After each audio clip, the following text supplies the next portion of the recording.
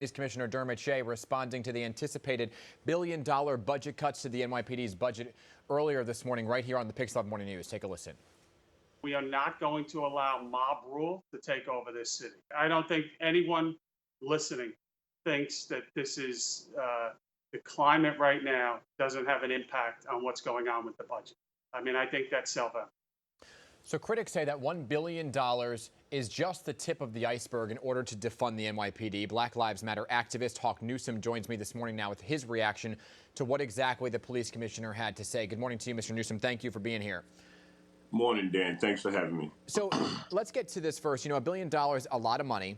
You said the other day that it's a good start, but it's a little warm and fuzzy. You know, what's your reaction overall to what's being proposed? Well, it's an epic failure.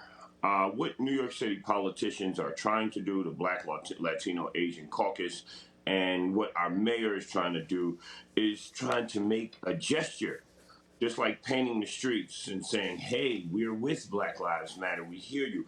Actually, you do not hear us. The NYPD has an $11 billion budget. We spend 11% of what's spent nationally on police right here in New York City. And people want to talk about crime. If we took that money and divested it from the police and invested it into our community, then you will see a decrease in crime. I don't believe anything that Dermot Shea says. I believe that he is bigoted and biased. And if we were white, he wouldn't be calling us a mob.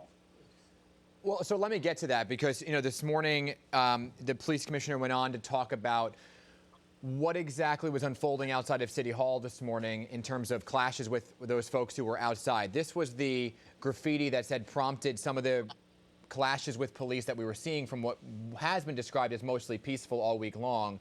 And then he went on to talk about this. Take a listen to what he had to say about who the funding would cut. You're dealing with some individuals that want to provoke conflict. I think we all know that. And the status quo of peace and quiet is not what many are looking for. So in terms of blocking traffic, you saw that going on. You saw the damage to the property. Let me be very clear. We're not going to stand for it. We're going to be out there to keep order. And we are not going to allow mob rule to take over this city. Your reaction?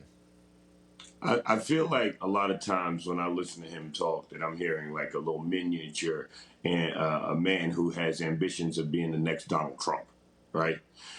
You listen to him and Pat Lynch and they use these buzzwords that sound a lot like racist, white supremacists like Donald Trump who are in government.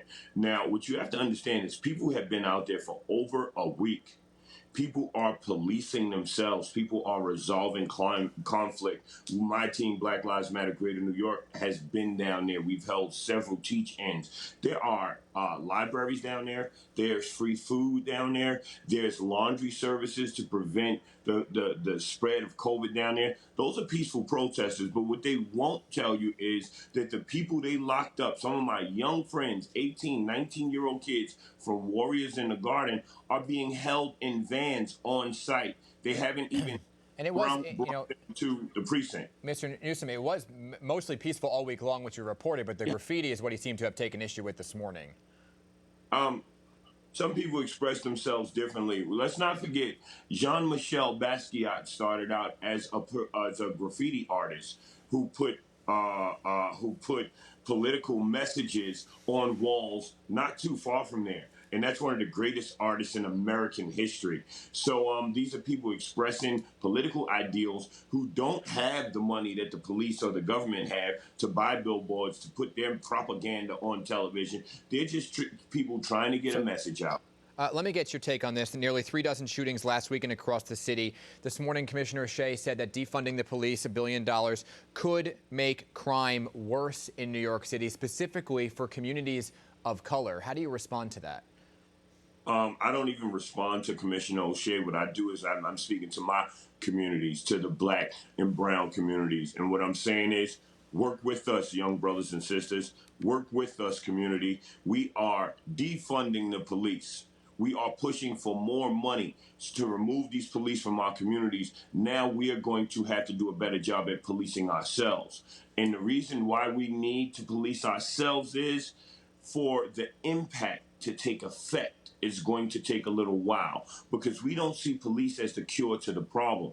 Crime is a disease. We have to cure that disease with education, with jobs, with mental health care. So we working with y'all, just work with us. I don't blame the communities, but I don't think the police are the answers. Removing school safety officers from the NYPD, handing them over to the Department of Education, that is on the docket to be cut from the NYPD. That is something you support? Yes. Take police out of our schools, replace them with social workers and people with mental health care experience so they can relate to our kids. We don't need uniforms. Schools don't need to be run like prisons. There's something called the school to prison pipeline.